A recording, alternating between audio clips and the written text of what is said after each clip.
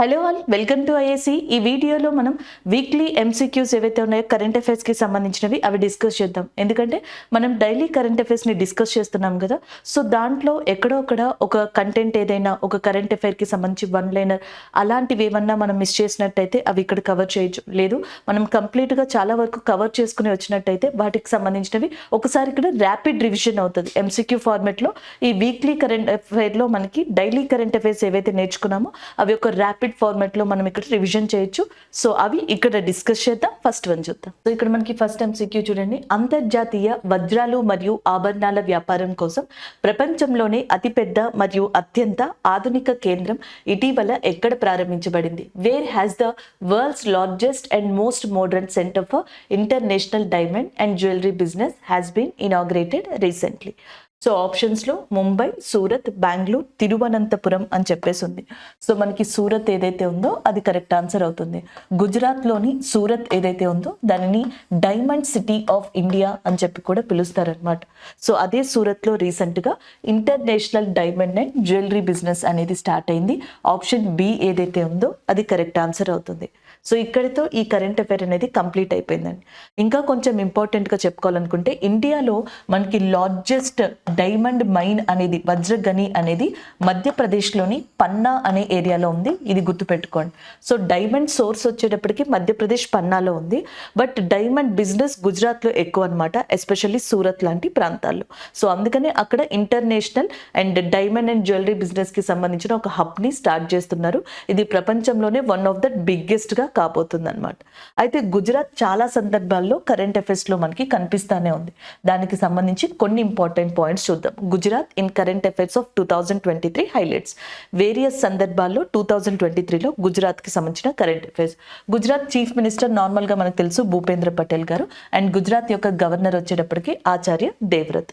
గుజరాత్లో మనకి ఇంపార్టెంట్ ప్రదేశంగా గిర్ అనే ప్రాంతాన్ని చెప్పొచ్చు. ఎందుకంటే గుజరాత్ స్టేట్ యానిమల్ వచ్చేటప్పటికి ఏషియాటిక్ లైన్గా చెప్తాం, ఆసియా సింహం. ఈ ఆసియా సింహాలకి పుట్టిన ప్రదేశంగా వన్ ఆఫ్ ద ఇంపార్టెంట్ ప్రదేశంగా ఇండియాలో గిర్ అనే ఏరియాని చెప్తాం. Gir national park, Gir mountain, Gir hills, Gir area ఇలా అడిగితే గుజరాత్గా మీరు గుర్తుపెట్టుకోవచ్చు. అయితే ఈ గిర్ నేషనల్ పార్క్ నుంచి ఏషియాటిక్ లైన్స్ని ట్రాన్స్లొకేట్ చేయాలి, వేరే ప్రదేశాలకి తరలించాలి అని గవర్నమెంట్ ఆఫ్ ఇండియా డిసైడ్ అవుతుంది. దానివల్ల గిర్ నేషనల్ పార్క్ అనేది న్యూస్లో రావడం జరిగింది. అంతేకాదు గుజరాత్ స్టేట్ యానిమల్, ఆ రాష్ట్ర జంతువు ఏషియాటిక్ లైన్ కదా. అయితే రీసెంట్గా గుజరాత్ గవర్నమెంట్ ఏం చేసిందంటే ఆ రాష్ట్ర ఫిష్ మత్స్యంగా గోల్డ్ ఫిష్ అనే దానిని డిక్లేర్ చేయడం జరిగింది రీసెంట్గా. గుజరాత్లో ఇంకొక కొత్త ఇంటర్నేషనల్ ఎయిర్పోర్ట్ని ప్రైమ్ మినిస్టర్ నరేంద్ర మోడీ గారు ప్రారంభించారు. దాని పేరే రాజ్కోట్ ఇంటర్నేషనల్ ఎయిర్పోర్ట్గా చెప్పొచ్చు అనమాట. అలాగే యునెస్కోకి సంబంధించిన ఏదైతే మనకి ఇంటాంజిబుల్ కల్చరల్ లిస్ట్ అనేది ఉంటుందో, సో దాంట్లో గుజరాత్కి సంబంధించిన గార్బా అనే డాన్స్ లేదా గార్బా అనే కల్చర్ ఏదైతే ఉందో దానిని ఈ సంవత్సరం యాడ్ చేయడం జరిగింది దాంట్లో. సో ఇలాగా. అండ్ గుజరాత్లో వన్ ఆఫ్ ద ఇంపార్టెంట్ సిటీగా గిఫ్ట్ సిటీ అనే దాన్ని చెప్పొచ్చు అనమాట. ఎల్ఐసికి సంబంధించిన వన్ ఆఫ్ ద బ్రాంచ్ అనేది, అండ్ ఈ గిఫ్ట్ సిటీలో త్వరలో ఇనాగ్రేట్ చేయబోతున్నారు. ఈ కరెంట్ అఫైర్ని కూడా మనం డిస్కస్ చేసుకోవడం జరిగింది. అంతేకాకుండా మనకి రీసెంట్గా సెంట్రల్ గవర్నమెంట్ ఒక స్కీమ్ తీసుకొచ్చింది, వన్ నేషన్ వన్ చలానా అని చెప్పేసి. Again I'm repeating, one nation one challan. అయితే ఈ విషయంలో గుజరాత్ హైకోర్టులో ఒక పబ్లిక్ ఇంట్రెస్ట్ లిటిగేషన్కి సంబంధించింది ఫైల్ అయిందనమాట. దీనికి సంబంధించి అప్పుడు మనకి గుజరాత్ హైకోర్టు ఏమని చెప్పిందంటే ట్రాఫిక్ కోడ్స్, వర్చువల్ ట్రాఫిక్ కోడ్స్ని మనకి ఏర్పరచమని వన్ నేషన్ వన్ చలానాకి సంబంధించిన దాంట్లో డిస్కస్ చేయడం జరిగింది అండ్ చెప్పడం కూడా జరిగిందనమాట. అలాగే గుజరాత్లో ఇంపార్టెంట్ టెంపుల్గా చెప్పుకునేది సోమనాథేశ్వర టెంపుల్. భారతదేశంలోని జ్యోతిర్లింగాల్లో వన్ ఆఫ్ ద ఇంపార్టెంట్ జ్యోతిర్లింగం ఇక్కడ ఉందని చెప్తా ఉంటారు. అండ్ గజని అటాక్ చేసి ధ్వంసం చేసిన టెంపుల్గా కూడా సోమనాథేశ్వర టెంపుల్ని చెప్పడం జరుగుతుంది. ఈ ఆలయ ట్రస్ట్ చైర్పర్సన్గా ప్రజెంట్ మనకి prime minister of India Narendra Modi గారు ఉన్నారు. ఈ సోమనాథేశ్వర టెంపుల్కి సంబంధించిన 3D మోడల్ అనే దాన్ని రీసెంట్గా మనకి ఏర్పాటు చేయడం జరిగింది. దాన్ని 3D కేవ్ ఏరియాలో ఏర్పాటు చేశారు. ఇది వచ్చేటప్పటికి మనకి ఢిల్లీలో లొకేట్ అయింది. ఇలా పలు సందర్భాల్లో గుజరాత్ అనేది మనకి ఫ్రీక్వెంట్గా 2023లో కనిపిస్తానే ఉంది. ఒకసారి సోమనాథేశ్వర టెంపుల్ గురించి సంబంధించి ఒకసారి వన్ నేషన్ వన్ చలానా అండ్ ఇంకొకసారి గిర్ నేషనల్ పార్క్ నుంచి ఏషియాటిక్ లైన్స్ని ట్రాన్స్లోకేట్ చేయడానికి రాజ్కోట్ ఇంటర్నేషనల్ ఎయిర్పోర్ట్కి సంబంధించి గోల్డ్ ఫిష్ అనే దానికి సంబంధించి అలాగే సెమీకాన్ 2023 అనేది కూడా రీసెంట్గా మనకి ఎక్కడ జరిగిందంటే అది గుజరాత్లోనే జరిగిందనమాట. ఇది కూడా సెమీకాన్ 2023 అనేది. ఇలా మనకి పలు సందర్భాల్లో డిఫరెంట్ కైండ్ ఆఫ్ ఏమంటారు ఇష్యూస్లో కావచ్చు, డిఫరెంట్ కైండ్ ఆఫ్ థింగ్స్లో గుజరాత్ అనేది కనిపించింది. అంతేకాకుండా మనకి centre for monitoring Indian economy అని చెప్పేసి ఉంది. Centre for monitoring Indian economy CMIE అది ఇచ్చిన రిపోర్టు ప్రకారం భారతదేశంలో అండ్ భారతదేశం బయట కూడా ఫారెన్ కంట్రీస్ని ఇండియా లోపల ఉన్న ఏవైతే మనకి కంపెనీస్ ఉంటాయో ఆ కంపెనీస్, ఫారెన్ కంపెనీస్ ఈ రెండింటినీ కూడా ఇన్వెస్ట్మెంట్ పరంగా అట్రాక్ట్ చేసిన టాప్ స్టేట్ ఏది అంటే that is Gujarat. Next Rajasthan ఉందంట. అండ్ CMIE రిపోర్ట్ ప్రకారం this is all about Gujarat related అండి. అలాంటి గుజరాత్లో మనకి international and diamond and jewellery business అనేది స్టార్ట్ చేయడం జరిగిందనమాట సెంటర్. ఇంకొకటి తిరువనంతపురం అనేది వార్తల్లో లేదు కానీ తిరువల్లూరు అనే పర్సన్ మనకి వార్తల్లో ఉన్నారు. తిరువల్లూరు గారి యొక్క స్టాట్యూ ఏదైతే ఉంటుందో అది రీసెంట్గా మనకి ఫ్రాన్స్లో ఇనాగ్రేట్ చేయడం జరిగిందనమాట. సో ఫ్రాన్స్లో రీసెంట్గా ఏ తమిళ్ పోయెట్కి సంబంధించిన స్టాట్యూని ఇనాగ్రేట్ చేశారు, తిరువల్లూరు స్టాట్యూగా చెప్పొచ్చు అనమాట. అలాగే నెక్స్ట్ వచ్చేటప్పటికి ఫ్రాన్స్ యొక్క క్యాపిటల్ వచ్చేటప్పటికి ప్యారిస్గా ఉంది. ఈ ప్యారిస్ అనేది యునెస్కో లాంటి వాటికి హెడ్ క్వార్టర్స్గా కూడా ఉంది. అంతేకాకుండా ఫ్రాన్స్ యొక్క ప్రెసిడెంట్ వచ్చేటప్పటికి Emmanuel Macron. Again I'm repeating, Emmanuel Macron France యొక్క ప్రెసిడెంట్గా ఉన్నారు. నెక్స్ట్ మనకి జాన్ 26 రిపబ్లిక్ డే ఉంది కదా 2024లో జాన్ 26 రిపబ్లిక్ డేకి ఇండియాకి చీఫ్ గెస్ట్గా రాబోతున్నారు ఫ్రాన్స్ యొక్క ప్రెసిడెంట్ అయిన ఇమాన్యువల్ మ్యాక్రోన్. లాస్ట్ టైం అంటే 2023లో జాన్ 26 రిపబ్లిక్ డేకి గెస్ట్గా వచ్చారు ఈజిప్ట్ ప్రెసిడెంట్ అయిన Abdul ఫత్ al Sisi. So Abdul ఫత్ al Sisi అనే పర్సన్ కూడా రీసెంట్గా మనకి వార్తల్లో ఉన్నారు. ఎందుకంటే తిరిగి మళ్ళీ ఆయన ఈజిప్ట్ అధ్యక్షునిగా ఎన్నికవడం జరిగింది. ఈజిప్ట్ యొక్క క్యాపిటల్ వచ్చేటప్పటికి మనకి కైరోగా ఉంది. This is all about this related current affairs అండి. 2023లో కొన్ని మేజర్ కరెంట్ అఫైర్స్ని డెప్త్గా కాకపోయినా మనం వన్ లైనర్గా టచ్ చేయడం జరిగింది, రివైజ్ చేయడం జరిగింది. This is about that option B is the correct answer Surat. Next one చూద్దాం. సో ఇక్కడ క్వశ్చన్ చూడండి, which institute signed a statement of intent with NITI Aayog for agriculture transformation and rural development. So మనకి గ్రామీణ అభివృద్ధి మరియు ఏదైతే వ్యవసాయం ఉందో దాని యొక్క ట్రాన్స్ఫర్మేషన్ కోసం అని చెప్పేసి నీతి ఆయోగ్తో ఈ క్రింది వాటిలో ఏది మనకి ఒప్పందాన్ని కుదుర్చుకుంది అని అడుగుతున్నారు. Like we have international food policy research institute. International food policy research institute యొక్క హెడ్ క్వార్టర్స్ అనేది మనకి ఎక్కడుందంటే వాషింగ్టన్ డీసీలో దీని యొక్క హెడ్ క్వార్టర్స్ అనేది లొకేట్ అయి ఉంది. ఇదా లేకపోతే IIT Madras central island agriculture research institute. Central island agriculture research institute యొక్క హెడ్ క్వార్టర్స్ అనేది పోర్ట్ బ్లేయర్లో లొకేట్ అయి ఉంది. ఇదా లేకపోతే Indian institute of management Ahmedabad అని చెప్పేసి అడుగుతున్నారు. So the answer is option A is the correct answer. International institute Washington DC ఏదైతే ఉందో సో ఇది నీతి ఆయోగ్తో 5 yearsకి సంబంధించి agriculture transformation and rural development అనే కాన్సెప్ట్ మీద మనకి స్టేట్మెంట్ ఆఫ్ ఇంటెంట్ కింద ఒక ఒప్పందాన్ని కుదుర్చుకోవడం జరిగిందనమాట.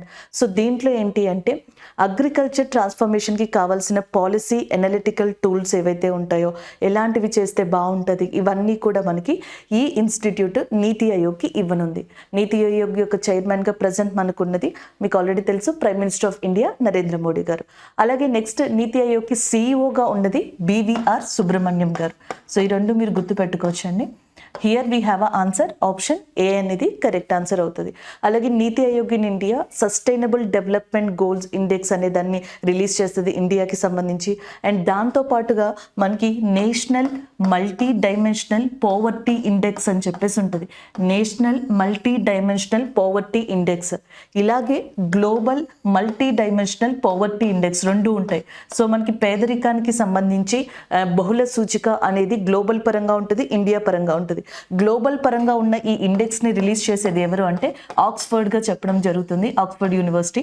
అండ్ ఈ దీనికి సంబంధించి national multi dimensional poverty index అనే దాన్ని రిలీజ్ చేసేది ఎవరంటే నీతి ఆయోగ్. సో నీతి ఆయోగ్కి సంబంధించి 2023 మొత్తంలో మీరు ఇంపార్టెంట్గా ఫస్ట్ ప్రిఫరెన్స్ ఇవ్వాల్సింది 3 ఇండెక్స్కి, 3 సూచికలకి ఇవ్వాలి.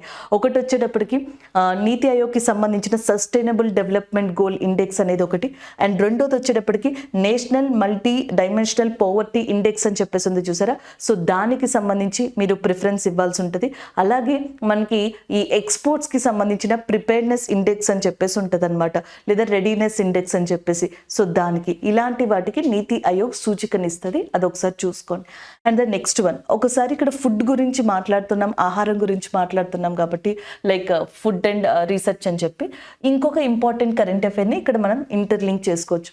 Food safety standard authority of India, food safety standard authority of India మనకి ఫుడ్ సేఫ్టీ ఇండెక్స్, ఆహార భద్రతా సూచిక అంటాం.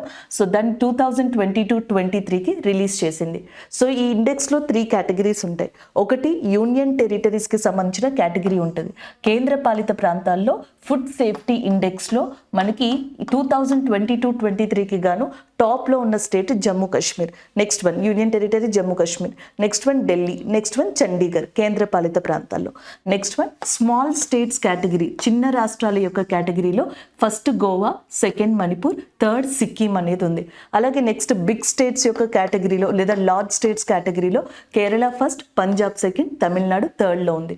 ఫుడ్ సేఫ్టీ ఇండెక్స్ 2022-23కి సంబంధించింది. ఇండెక్స్లు ఎప్పుడు కూడా ఎవరు రిలీజ్ చేశారు అనే దాని మీద క్వశ్చన్స్ పడతాయి, లేదా కేటగిరీస్ వైజ్లో ఉన్నవి క్వశ్చన్స్ పడతాయి. టాపిక్ మీద మనకి ఆ క్వశ్చన్ అనేది పడడం జరుగుతూ ఉంటుంది. సో ఇవి ఒక్కొక్కసారి చూసుకుంటూ ఉన్నాను. అలాగే మణిపూర్ కూడా మనకి రీసెంట్గా న్యూస్లో కనిపిస్తూ ఉంది.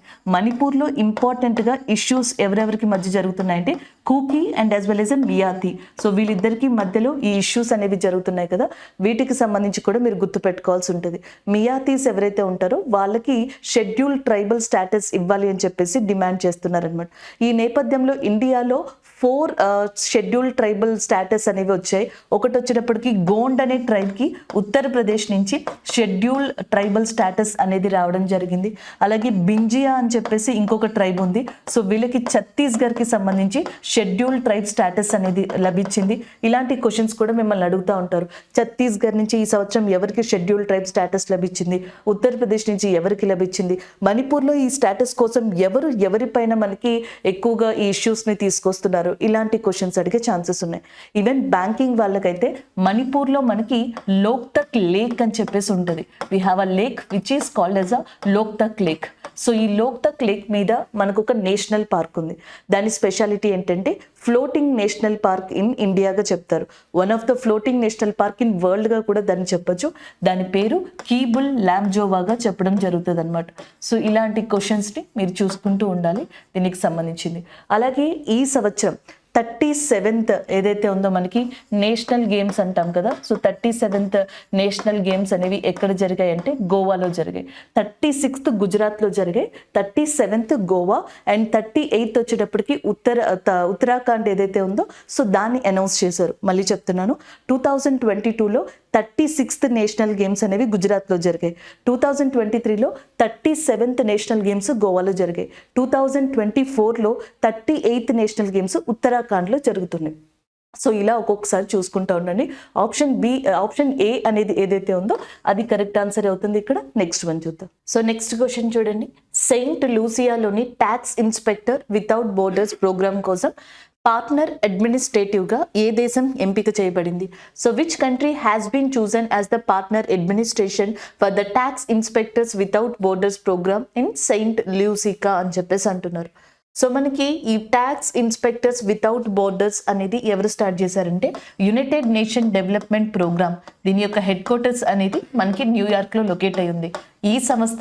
అండ్ దీంతో పాటుగా నెక్స్ట్ వచ్చేటప్పటికి organisation of economic cooperation and development, దీని యొక్క హెడ్ క్వార్టర్స్ అనేది మనకి ప్యారిస్లో ఉంది.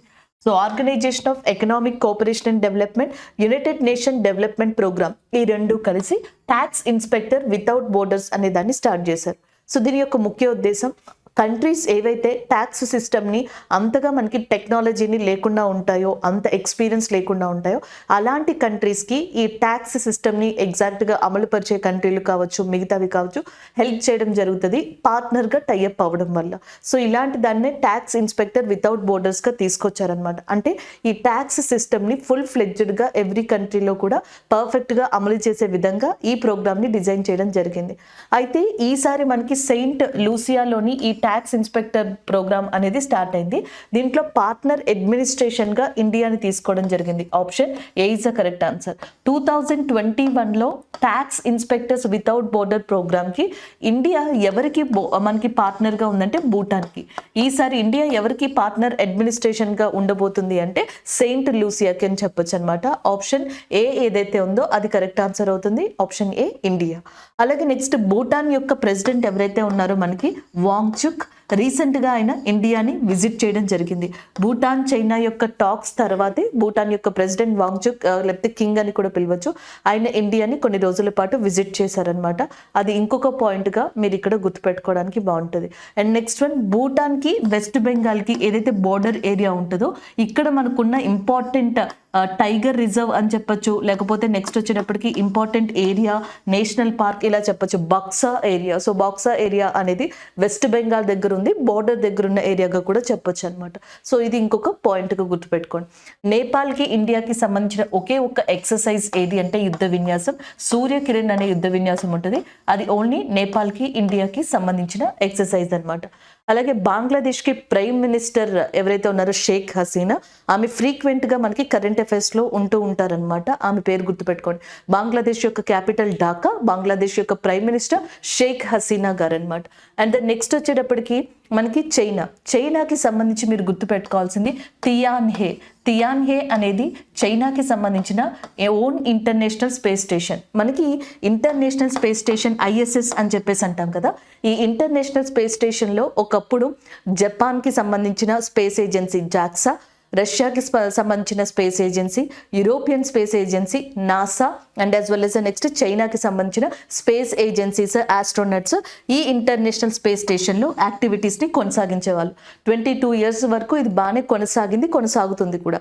అయితే నెక్స్ట్ మనకి రీసెంట్గా ఏం జరిగిందంటే చైనా ఈ ఇంటర్నేషనల్ స్పేస్ స్టేషన్ నుంచి బయటకు వచ్చేసి దానికంటూ ఓన్గా ఇంటర్నేషనల్ స్పేస్ స్టేషన్ని ఏర్పరచుకుంది. దాని పేరే తియాన్హే అనమాట. ఇది వచ్చేసిన తర్వాత జపాన్ కూడా అనౌన్స్ చేసింది మేము బయటకు వస్తామని. రష్యా ఆల్రెడీ రావడం జరిగింది.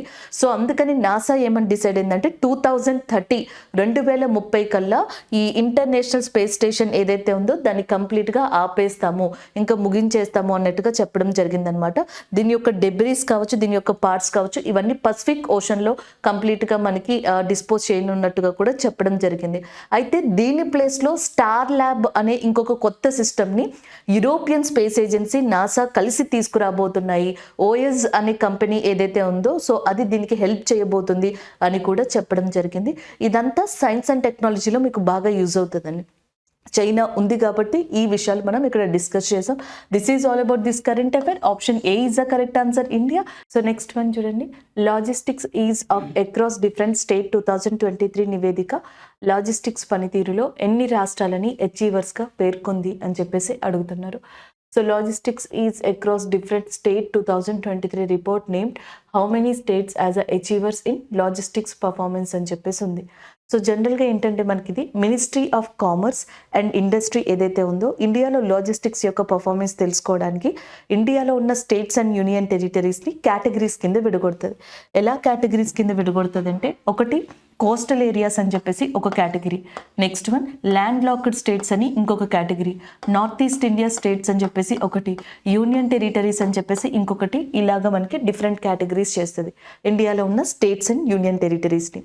అలా కేటగిరీస్ చేసిన తర్వాత నెక్స్ట్ మనకి ఈ లాజిస్టిక్స్ పర్ఫార్మెన్స్ని 3 ఇండికేటర్స్ ఇస్తుంది. ఒకటి అచీవర్స్ అనే కేటగిరీ, రెండోది వచ్చేటప్పటికి ఆస్పైర్ అని ఇంకొక కేటగిరీ, అండ్ మూడోది వచ్చేటప్పటికి మనకి ఫాస్ట్ మూవర్స్ అని చెప్పేసి ఇంకొక కేటగిరీ. ఇలాగా ఈ ప్రతి దాంట్లో కూడా స్టేట్స్ అండ్ యూనియన్ టెరిటరీస్కి ఇస్తుంది. వీళ్ళు ఏమని అడుగుతున్నారు, ఇండియాలో మొత్తం ఎన్ని రాష్ట్రాలు అచీవర్స్గా పేరు పొందాయి అని చెప్పేసి అడుగుతున్నారు. ఈ ఇండెక్స్లో టోటల్ అచీవర్స్ ఈ అన్ని కేటగిరీలో ఎన్ని అంటే 13. కాకపోతే ఇక్కడ యూనియన్ టెరిటరీ ఉంది చూసారా, సో యూనియన్ టెరిటరీలో 2 అచీవర్స్ కేటగిరీలో ఉన్నాయి. అయితే వీళ్ళు రాష్ట్రాలు మాత్రమే అడుగుతున్నారు కాబట్టి ఆ రెండింటిని తీసేస్తే ఆన్సర్ ఎంత అవుతుంది? Option B is the correct answer, 11 అవుతుంది. సో అలాగా ఈ క్వశ్చన్ని మనం చూడాల్సి ఉంటుంది అనమాట. ఇక్కడ ఒకసారి దానికి సంబంధించిన డీటెయిల్స్ ఉన్నాయి చూడండి. Ministry of commerce and industry, దానికి మినిస్టర్గా ప్రజెంట్ మనకి పీయూష్ గోయల్ ఉన్నారు, అదొకటి గుర్తుపెట్టుకోవచ్చు మీరు. సో ఇప్పుడు ఇచ్చిన ఇండెక్స్ 5th ఎడిషన్గా చెప్తాము, దీన్ని లీడ్స్ ఇండెక్స్ అని కూడా అంటాం. లాజిస్టిక్స్ ఇన్ఫ్రా అండ్గా చెప్పడం, ఇందులో మనకి మెయిన్గా ఈ ఇండెక్స్లో logistics infra, logistics services and operating and regulatory ఏవైతే ఉంటాయో సో వీటిని కామన్గా చెక్ చేయడం జరుగుతుంది, ఈ పారామీటర్స్ మీద ఇవ్వడం జరుగుతుంది అనమాట.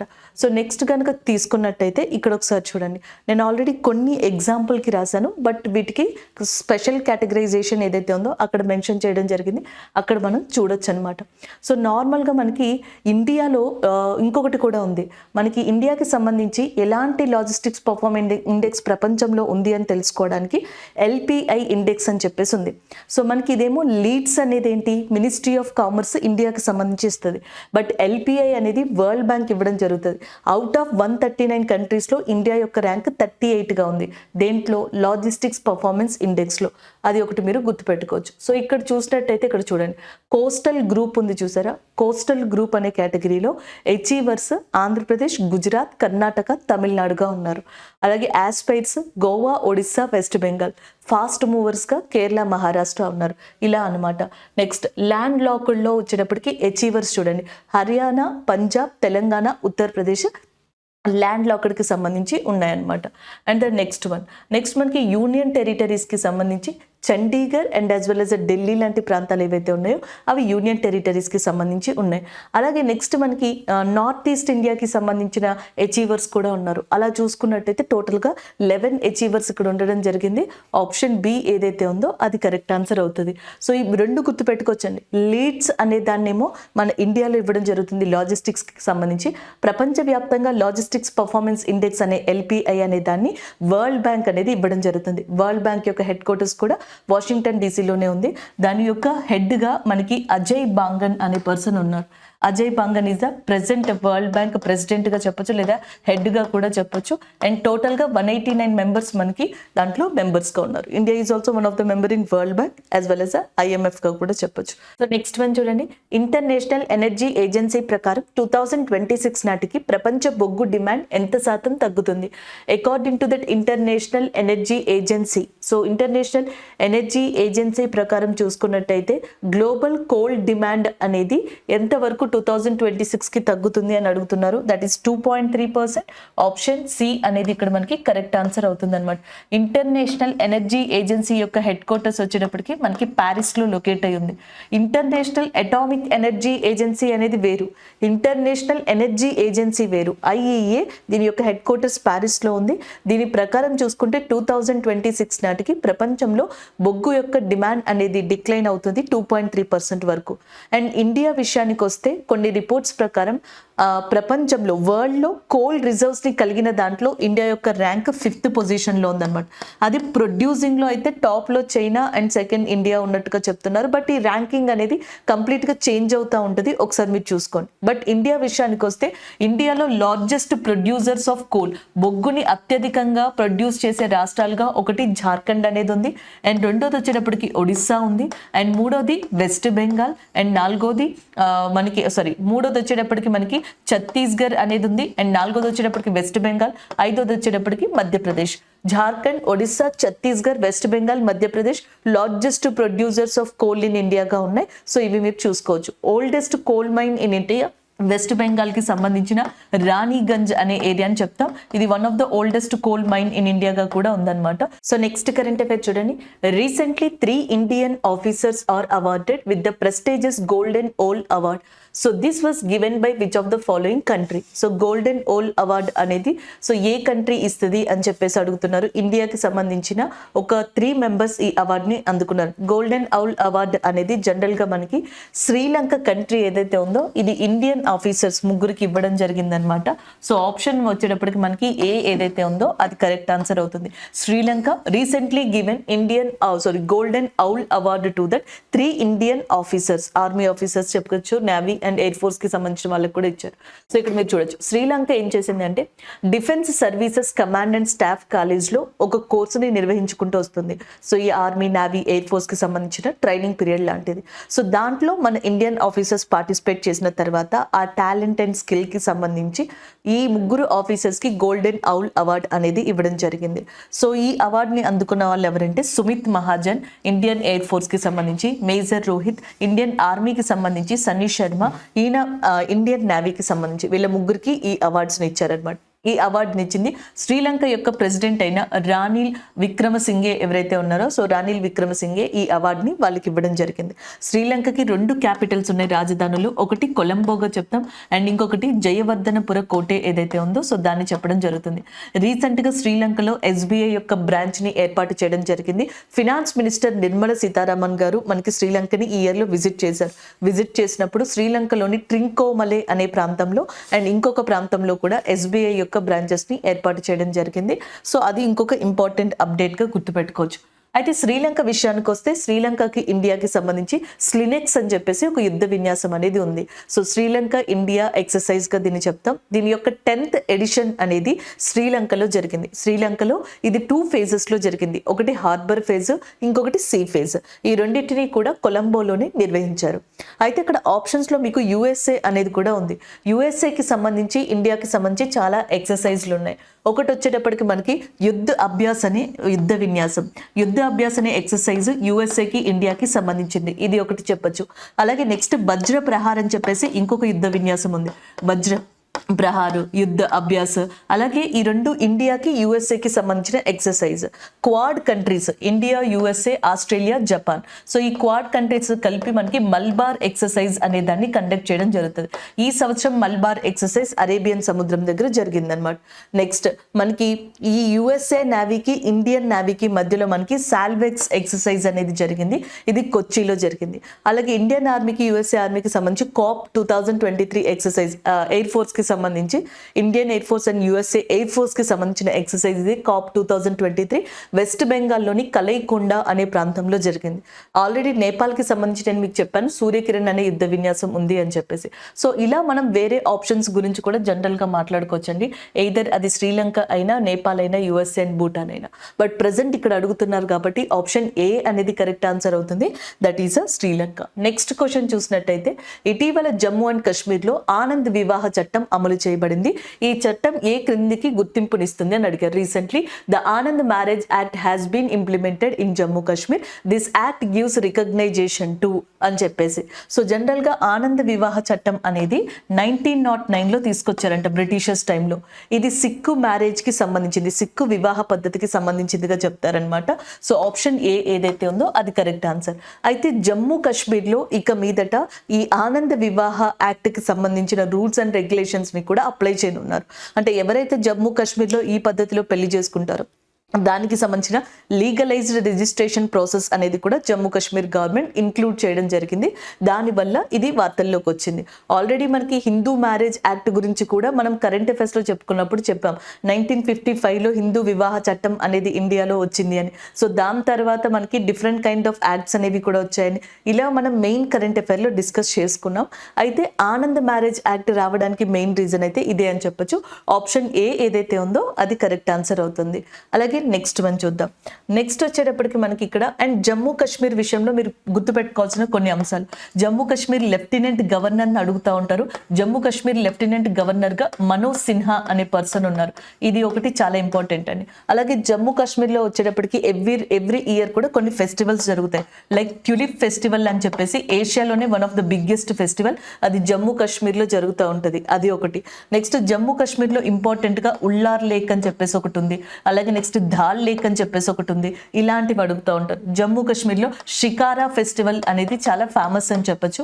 అది ఇక్కడే మనకి నిర్వహించడం జరుగుతుంది. ఇలాంటివి కొన్ని డిఫరెంట్ క్వశ్చన్స్ ఏవైతే ఉన్నాయో అవి ఒకసారి చూసుకోండి. సాఫ్రాన్ ఏదైతే ఉందో కుంకుమ పువ్వు, ఈ కల్టివేషన్ ఇండియాలో చాలా ఫేమస్ ఉన్న ప్లేస్ ఏది అంటే that is nothing but Jammu and Kashmir గా చెప్పొచ్చు అనమాట. నెక్స్ట్ వన్ సో నెక్స్ట్ వచ్చేటప్పటికి ప్రధానమంత్రి నరేంద్ర మోడీ గారు కాశీ తమిళ సంఘం సెకండ్ ఎడిషన్ ని క్రింది ఏ నగరంలో ప్రారంభించారు? Prime minister Narendra Modi has inaugurated the second edition of Kashi Tamil Sangam at which one of the following city అని చెప్పేసి అడుగుతున్నారు. సో కాశీ తమిళ సంఘం అనేది లాస్ట్ ఇయర్ 2022లో స్టార్ట్ అయింది. సో 2022లో ఎందుకు స్టార్ట్ చేశారు కాశీ తమిళ సంఘం అనేది? ఒకటి నార్త్ ఇండియా, ఇంకొకటి సౌత్ ఇండియా. సో నార్త్ ఇండియాకి సౌత్ ఇండియాకి మధ్యలో ఈ సొసైటీ కల్చర్ కి సంబంధించిన రిలేషన్స్ ని డెవలప్ చేయడం కోసమని దీన్ని స్టార్ట్ చేశారు. దీనికంటూ కొంత హిస్టారికల్ బ్యాక్గ్రౌండ్ కూడా ఉంది. సో ఎవరైతే మనకి కాశీ లేదా వారణాసిని విజిట్ చేయలేకపోతారో అలాంటి వాళ్ళు సౌత్ లో తమిళనాడులోని టెంకాసి అనే ప్రాంతాన్ని విజిట్ చేయొచ్చుగా. సో ఆ కైండ్ ఆఫ్ ఆపర్చునిటీ ఏదైతే ఉందో అలాంటి ఆపర్చునిటీని అప్పట్లో తమిళనాడుకి సంబంధించిన కొంతమంది కింగ్స్ ఏర్పరచడం జరిగింది. ఇలాంటి హిస్టారికల్ ఇంపార్టెన్సెస్ చాలా ఉన్నాయన్నమాట. సో ఆ పరంగా చూసుకుంటే మనకి ఇక్కడ ఆన్సర్ వచ్చేటప్పటికి అంటే సెకండ్ ఎడిషన్ కూడా వారణాసిలోనే స్టార్ట్ అయింది రీసెంట్ గా. Option C is the correct answer. First edition వచ్చేటప్పటికి యూపీ నుంచి మనకి ఏదైతే బెనారస్ హిందూ యూనివర్సిటీ ఉందో అది, తమిళనాడు నుంచి ఐఐటి మద్రాస్ కూడా, ఈ రెండు కూడా కొలాబరేట్ అయ్యి ఆ ఫస్ట్ తమిళ సంఘం ఏదైతే ఉందో కాశీ తమిళ సంఘం దాన్ని నిర్వహించడానికి హెల్ప్ఫుల్ అయ్యాయి. సెకండ్ ఎడిషన్ వచ్చేటప్పటికి వారణాసిలోని నమో ఘాట్ అనే ప్రదేశం ఉంది, ఆ నమో ఘాట్ దగ్గర దీన్ని స్టార్ట్ చేయడం జరిగింది అనమాట, కాశీ తమిళ సంఘం అనే దాన్ని. అలాగే నెక్స్ట్ మనకి ప్రయాగ్రాజ్ అంటే అలహాబాద్ పేరెంట్, అలహాబాద్ని ప్రయాగ్రాజ్ కింద నేమ్ని చేంజ్ చేయడం జరిగింది. సో ఇదొకటి.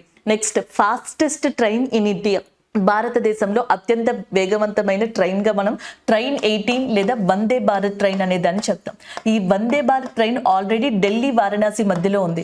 అయితే రీసెంట్గా సెకండ్ వందే భారత్ ట్రైన్ని ఢిల్లీ అండ్ వారణాసి మధ్యలో స్టార్ట్ చేయడం జరిగిందనమాట. సో ఇక్కడ క్వశ్చన్ చూడండి. ఇటీవల హర్యానా ఫైనల్స్లో రాజస్థాన్ని ఓడించి 2023 కోసం విజయ్ హజారే ట్రోఫీని గెలుచుకుంది. ఈ ట్రోఫీకి మరో పేరేంటి? So recently Haryana versus Rajasthan and Vijay Hazare trophy finals అనేవి సౌరాష్ట్ర క్రికెట్ స్టేడియంలో జరిగాయి. సో దీంట్లో హర్యానా రాజస్థాన్ మీద ఈ మ్యాచ్ ని గెలవడం జరిగింది, ఈ కప్ ని గెలవడం జరిగింది. అయితే so what is the other name of Vijay Hazare trophy అని చెప్పేసి అడుగుతున్నారు. ఆప్షన్స్ లో Ranji, Irani, one day Ranji trophy, Syed Mushtaq trophy అని చెప్పేసి ఉన్నాయి. So one day Ranji trophy is the correct answer. Option C ఏదైతే ఉందో అది కరెక్ట్ ఆన్సర్ అవుతుంది. దీనికి సంబంధించి మిగతా ఇన్ఫర్మేషన్ అనేది ఒకసారి ఇక్కడ చూద్దాం.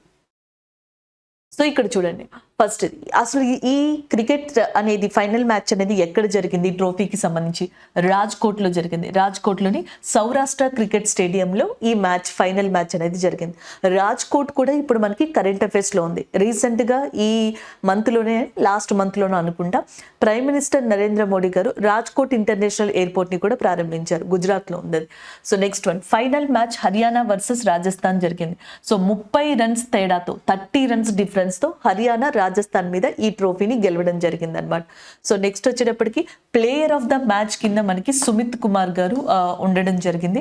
అలాగే మోస్ట్ రన్స్ ని ఈ ట్రోఫీకి సంబంధించి తీసుకున్న వాళ్ళు, ఎక్కువ రన్స్ 508 రన్స్, చండీగఢ్ టీమ్ కి సంబంధించిన అర్సలాన్ ఖాన్ అనే పర్సన్.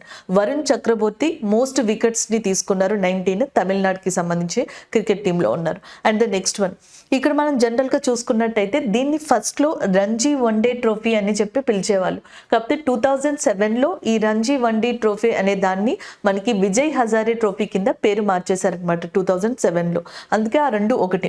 దీన్ని BCCI, board of control for cricket in India ఏదైతే ఉందో అది నిర్వహించుకుంటూ వస్తుంది, BCCI అనేది.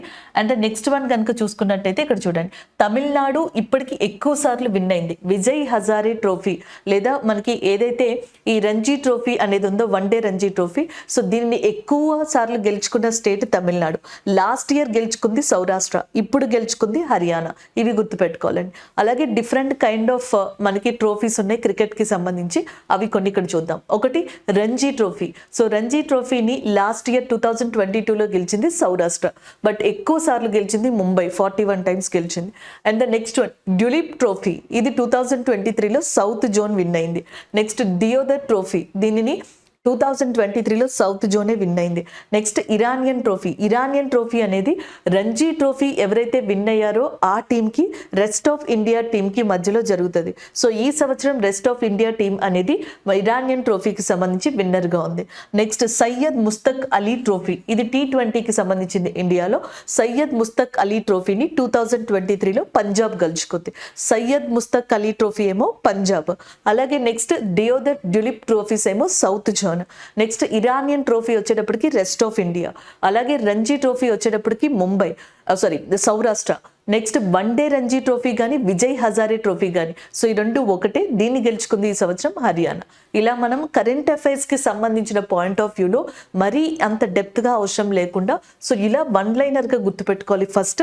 దాని తర్వాత మనం డెప్త్ ఆఫ్ ద కరెంట్ అఫైర్ని ఒకసారి చూసుకోవచ్చు, రివైజ్ చేయొచ్చు. సో నెక్స్ట్ వన్ చూడండి, prime minister Narendra Modi inaugurated world's largest yoga meditation centre named Swarved Mandir in which of the following city. ప్రధానమంత్రి నరేంద్ర మోడీ గారు క్రింది వాటిలో ఏ నగరంలో స్వరవేద మందిర్ అనే పేరుతో ప్రపంచంలోనే అతిపెద్ద యోగా ధ్యాన కేంద్రాన్ని ప్రారంభించారు? Lucknow, New Delhi, Ahmedabad and Varanasi. So answer వచ్చేటప్పటికి Varanasi is a correct answer. Already మనం డిస్కస్ చేసాం, గుర్తుందా ఏంటి? ఒకటి వచ్చేటప్పటికి Vande Bharat second train Varanasi and ఏదైతే మనకి ఢిల్లీ ఉందో దాని మధ్యలో స్టార్ట్ అయిందని, దాన్ని ప్రారంభించారు నరేంద్ర మోడీ గారు. సో అప్పుడే మనకి ఏదైతే వారణాసి లేదా కాశీలో ఉన్న స్వర్వేద్ మందిర్ మనకి ప్రపంచంలోనే అతిపెద్ద యోగా ధ్యాన కేంద్రాన్ని కూడా ప్రారంభించడం జరిగింది. Option A is a correct answer. So yoga day వచ్చేటప్పటికి June 21 మనం ఇంటర్నేషనల్ యోగా డే అనే దాన్ని సెలబ్రేట్ చేసుకుంటాం. నార్థరన్ హెమిస్ఫియర్ లో లాంగెస్ట్ డే, పగలు అత్యధిక కాలం ఉండేది June 21 గానే చెప్పడం జరుగుతుంది. ఈ యోగా డేని మొట్టమొదటిసారిగా డిక్లేర్ చేసింది 2014లో. 2014లో యునైటెడ్ నేషన్ జనరల్ అసెంబ్లీలో ఏదైతే మనకి ప్రైమ్ మినిస్టర్ నరేంద్ర మోడీ గారు అటెండ్ అయ్యారో సో ఆ టైంలో ఆయన ప్రపోజల్ పెట్టడం జరిగింది ఇంటర్నేషనల్ యోగా డేకి సంబంధించి. సో అప్పటి నుంచి మనం ఇంటర్నేషనల్ యోగా డే అనే దాన్ని June 21 సెలబ్రేట్ చేసుకోవడం జరుగుతుంది. June 5 ఎన్వైర్న్మెంట్ డే, June 21 వచ్చేటప్పటికి ఇంటర్నేషనల్ యోగా డేగా చెప్పొచ్చు. యోగాకి సంబంధించిన అతిపెద్ద కేంద్రాన్ని వారణాసి లేదా కాశీ అనే ప్రాంతం ఉత్తరప్రదేశ్లో స్టార్ట్ చేశారు. ఉత్తరప్రదేశ్ యొక్క గవర్నర్గా ఆనందీబెన్ పటేల్, ఉత్తరప్రదేశ్ యొక్క చీఫ్ మినిస్టర్ యోగి ఆదిత్యనాథ్ గారు ఉన్నారు. రీసెంట్గా ఉత్తరప్రదేశ్ మనకి సైబర్ క్రైమ్ పోలీస్ స్టేషన్స్ ఏవైతే ఉంటాయో, సైబర్ పోలీస్ స్టేషన్స్ ఏవైతే ఉంటాయో సో వాటిని ఏర్పరచనుంది. దీనికి సంబంధించిన కరెంట్ అఫైర్ కూడా వచ్చిందని. సైబర్ పోలీస్ స్టేషన్స్ అనేవి మనకి ఉత్తరప్రదేశ్లోని 50+ డిస్ట్రిక్ట్స్లో 50కి పైగా జిల్లాల్లో ఏర్పరచనున్నారు త్వరలో. అండ్ ఉత్తరప్రదేశ్ ఇండియాలోనే మోస్ట్ పాపులేటెడ్ డిస్ట్రిక్ట్, అత్యధికమైన జనాభా కలిగిన రాష్ట్రంగా కూడా ఉంది. సో ఇక్కడ క్వశ్చన్ చూడండి, consider the following statements and choose the correct one. So ఈ క్రింది స్టేట్మెంట్లని పరిశీలించి సరైన దాన్ని ఎంచుకోనండి. First one, statement 1, the government declared Tamil Nadu as a venue of Khelo India games 2024 and for the first time squash will be the included in the Khelo India games 2024. So Khelo India games 2024కి సంబంధించి మనకి ఏమని ఇచ్చారు అంటే నెక్స్ట్ మనకి తమిళనాడులో జరగబోతున్నాయి అండ్ స్క్వాష్ గేమ్ అనేది ఇందులో యాడ్ చేయబడుతుంది కొత్తగా. సో ఈ రెండు స్టేట్మెంట్స్ సరి అయినవే. ఆప్షన్ మనకి సి ఏదైతే ఉందో అది కరెక్ట్ ఆన్సర్. తమిళనాడులోని ఒక ప్లేస్ వచ్చేటప్పటికి చెన్నై అన్నమాట. సో చెన్నైతో పాటు నెక్స్ట్ మనకి కోయంబత్తూర్ అనే ప్లేస్ ఉంది చూసారా. సో కోయంబత్తూర్ అనే ప్లేస్లో అండ్ నెక్స్ట్ మనకి మదురై అనే ప్లేస్లో, తిరుచి అనే ప్లేస్లో, ఈ సిటీస్లో మనకి ముఖ్యంగా ఈ తమిళనాడులో 2024 ఖేలో ఇండియా యూత్ గేమ్స్ అనేవి లేదా ఖేలో ఇండియా గేమ్స్ అనేవి మనకి కండక్ట్ చేయబోతున్నారు. ఆప్షన్ సి అనేది ఇక్కడ కరెక్ట్ ఆన్సర్ అవుతుంది. సో ఒకసారి ఇక్కడ చూడండి, ఖేలో ఇండియా గేమ్స్లో గతంలో మనకి యాడ్ చేసిన గేమ్స్ ఏంటి అంటే ఇండియాకి సంబంధించిన ట్రెడిషనల్ గేమ్స్ అన్నమాట. లైక్ గట్కా పంజాబ్కి సంబంధించిందిగా చెప్పొచ్చు. కలరయి పట్టు ఏదైతే మనకి కేరళకి సంబంధించిన మార్షల్ ఆర్ట్ అని చెప్పేసి అంటాం. చాలాసార్లు ఎగ్ఎస్ఎస్సి లాంటి ఎగ్జామ్స్లో అడుగుతూ ఉంటారు, Kalaripayattu is a martial art from which state అని చెప్పేసి. That is a Kerala. Thangta అనేది మణిపూర్కి సంబంధించిందిగా చెప్పొచ్చు.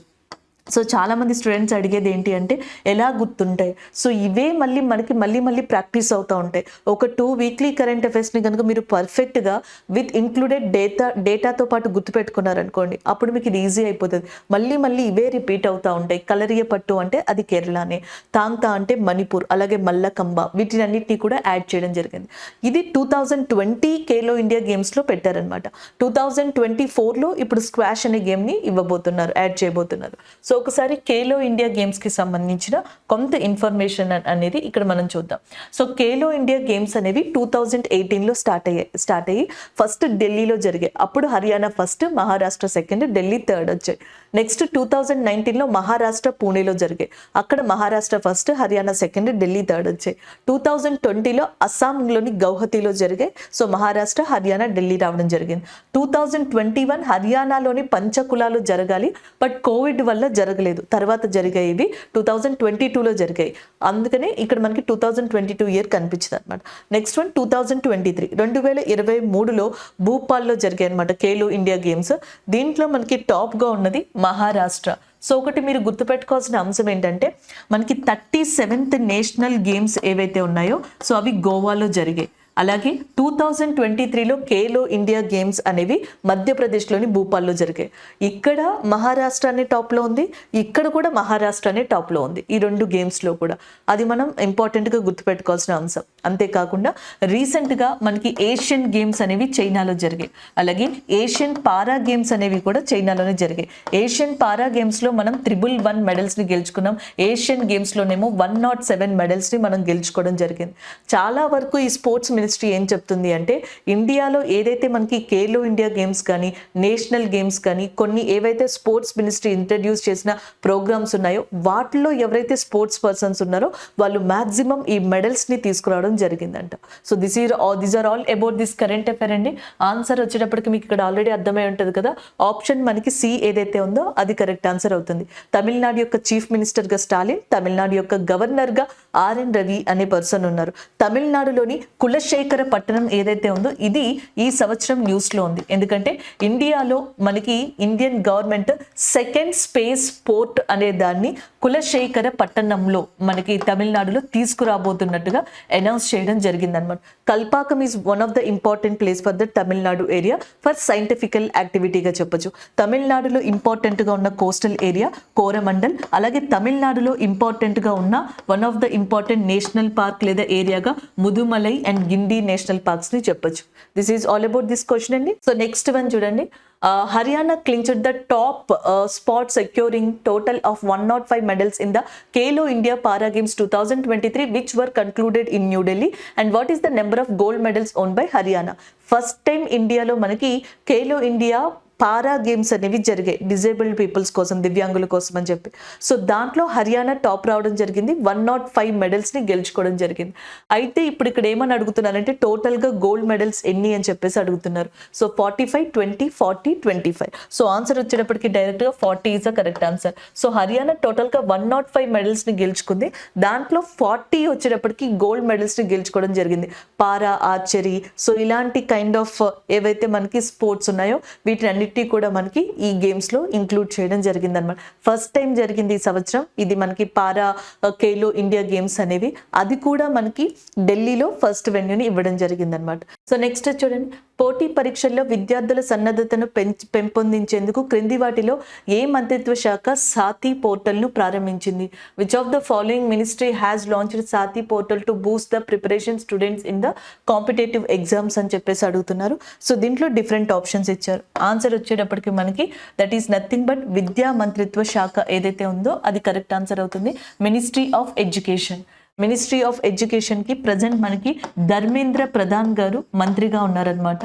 సో ఈ శాఖ నేతృత్వంలోనే సాతి పోర్టల్ అనే దాన్ని తీసుకురావడం జరుగుతుంది. ఈ సాతి పోర్టల్లో ఏంటంటే మనకి జేఈఏ ఎగ్జామ్ ఉంటుంది చూసారా, జేఈ కానీ నీట్ కానీ ఇలాంటి వాటికి ఒక 45 days క్రాష్ కోర్స్ని వీళ్ళే ఇవ్వడం జరుగుతుంది పోర్టల్ ద్వారా.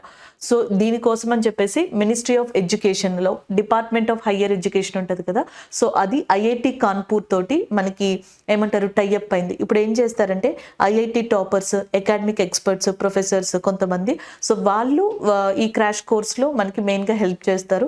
అండ్ ఇది 5 languagesలో ఉంటుందంట, ఇంక్లూడింగ్ ఇంగ్లీష్ కూడా. అయితే మనకి all India council of technical education అని చెప్పేసి ఉంది, AICTE.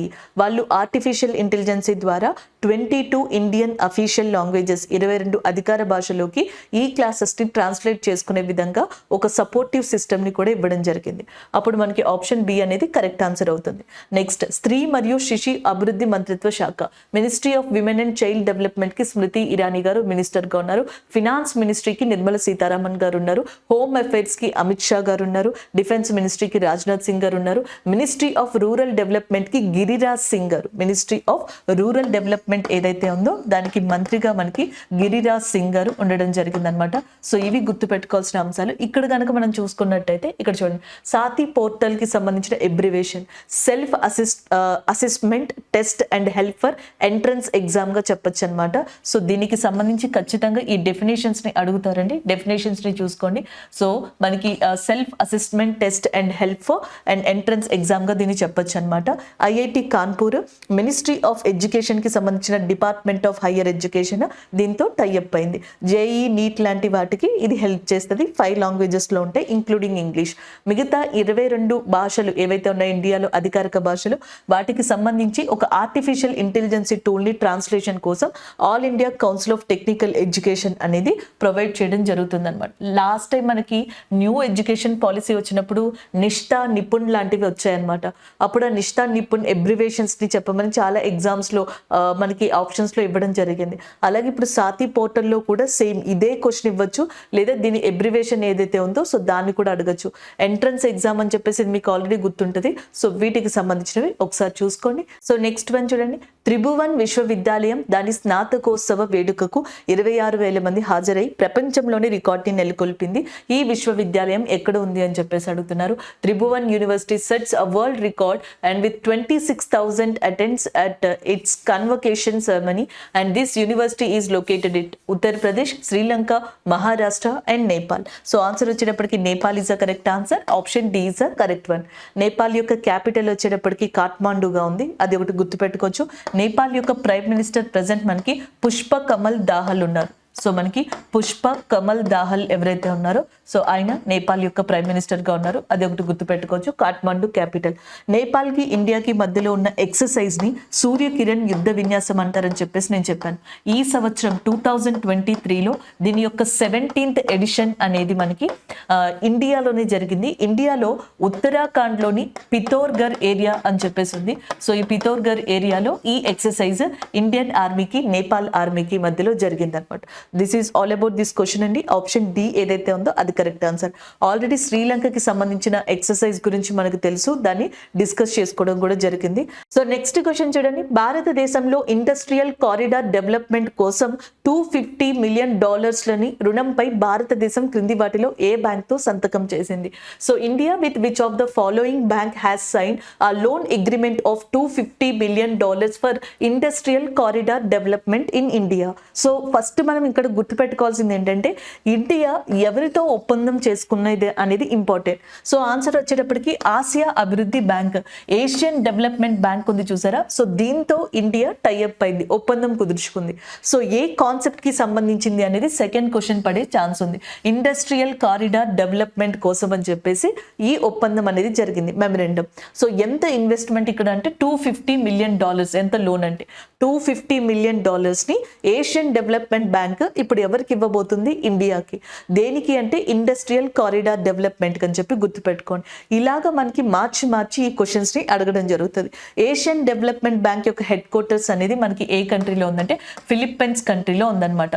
ఫిలిప్పైన్స్ మనకి ఏషియన్ సమిట్ లో వన్ ఆఫ్ ద మెంబర్ గా ఉంది. Association of south east Asian nations అని చెప్పేసి అంటాం. ఇందులో Cambodia, Laos, Brunei, Myanmar, Thailand, Indonesia and Philippines లాంటి కంట్రీలు మెంబర్స్గా ఉన్నాయి. ఇందులో ఇండియా మెంబర్ కాదు. 2023లో ఈ ఏషియన్ సమిట్ యొక్క మీటింగ్ అనేది ఇండోనేషియాకి సంబంధించిన జకర్తా అనే ఏరియాలో జరిగిందనమాట. అలాగే నెక్స్ట్ వచ్చేటప్పటికి Asian investment infrastructure bank, AIIB అని చెప్పేసి అంటాం. దీని యొక్క హెడ్ క్వార్టర్స్ చైనాలోని బీజింగ్ అనే ప్రాంతంలో లొకేట్ అయి ఉందన్నమాట. And the next one world bank. World bank యొక్క హెడ్ క్వార్టర్స్ అండ్ IMF యొక్క హెడ్ క్వార్టర్స్ ఈ రెండు కూడా వాషింగ్టన్ DCలోనే లొకేట్ అయి ఉన్నాయి. అలాగే నెక్స్ట్ మనకి బ్రిక్స్ సమిట్ అని చెప్పేసి ఉంది. Brazil, Russia, India, China, south Africa, వీటిని బ్రిక్స్ అంటాం. 2023లో బ్రిక్స్ యొక్క సమిట్ అనేది సౌత్ ఆఫ్రికాలోనే జరిగింది. ఈ బ్రిక్స్ కంట్రీస్ అన్ని కలిసి న్యూ డెవలప్మెంట్ బ్యాంక్ అనే దాన్ని ఏర్పరచుకున్నాయి. దీని యొక్క హెడ్ క్వార్టర్స్ చైనాలోని షాంఘైలో ఉంది. ఈ న్యూ డెవలప్మెంట్ బ్యాంక్ లో బ్రిక్స్ కంట్రీసే కాకుండా ఈజిప్ట్ కంట్రీ కూడా వన్ ఆఫ్ ద మెంబర్ గా ఉంది. Egypt is not a member of BRICS, but Egypt కూడా వన్ ఆఫ్ ద మెంబర్ గా ఉంది.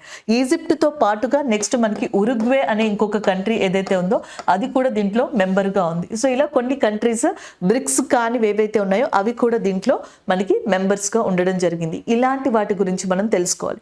వరల్డ్ బ్యాంక్ కి ఆల్రెడీ మనం చాలా సార్లు చెప్పుకున్నాం, ప్రెసిడెంట్ గా అజయ్ బాంగన్ అనే పర్సన్ ఉన్నారు. మల్టీనేషనల్ బ్యాంక్స్ కి సంబంధించి రిఫార్మ్స్ కోసం అని చెప్పేసి ఇప్పుడు వరల్డ్ బ్యాంక్ ఒక కమిటీని కూడా ఏర్పాటు చేయబోతుంది. అది మనకి న్యూస్ లో వచ్చింది.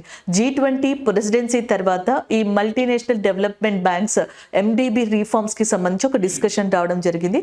సో దీనివల్ల వరల్డ్ బ్యాంక్ ఇది తీసుకోవడం జరిగింది డెసిషన్. నెక్స్ట్ IMF కి సంబంధించిన హెడ్ గా క్రిస్టలీనా జార్జివా అనే పర్సన్ మనకి హెడ్ గా ఉండడం జరిగింది అనమాట. రాసెఫ్ మనకి న్యూ డెవలప్మెంట్ బ్యాంక్ కి హెడ్ గా ఉన్నారు. So this is all about this current affair అండి, ఇలా గుర్తు పెట్టుకోండి.